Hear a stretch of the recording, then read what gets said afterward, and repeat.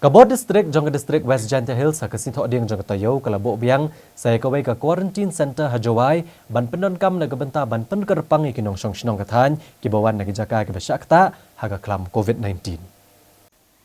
Kani ka quarantine center bat mai ke ka hostel jong ke samla puli ke Jowai Polytechnic bat hakani ka center la dep an pen kre hadu khan riu tali ki kamera bat lai phau ar tali ki jingthia na ka benta ki kenthai bat san phau khandai tali ki kamera bat nyo phau khandai tali ki jingthia na ka benta ki shinrang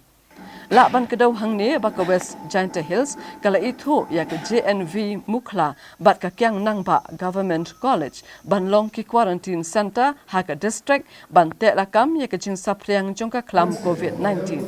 ha ka bede ba ka jing pin kala ya ka hostel jong ka Jowai Polytechnic sha ka quarantine center u principal jong ka Polytechnic u ba strong p ba sayomoj udan kumni ban ong Fiki student when the government closed me, shut down the institute,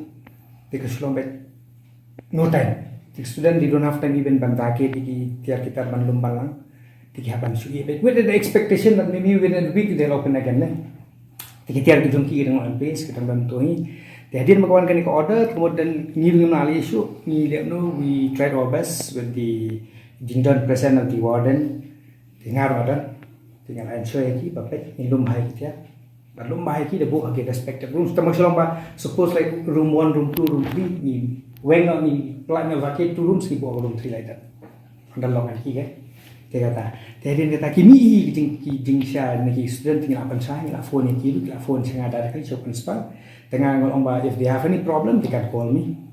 tengah request ki please cooperate with me magani dia report disaster dan masuk ke lem nampai nama paka ke institute jingi ke state base kundi not even district base apa ke student ke wantang na Janta Hills and West Janta Hills hakaba we can inform them because non mention kita negi dia ki bana po Garo Hills dan negi we ke district group tinggal action for responsibility ya kita plan to district administration also it seems kila they have tried their best ban pendiang kan ya coordinate banga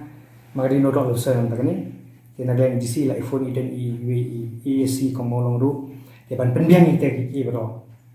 taka water prop komolong taka kanum dan problem taka electricity kanum dan problem tamalong him dan backup kelar kalai kadan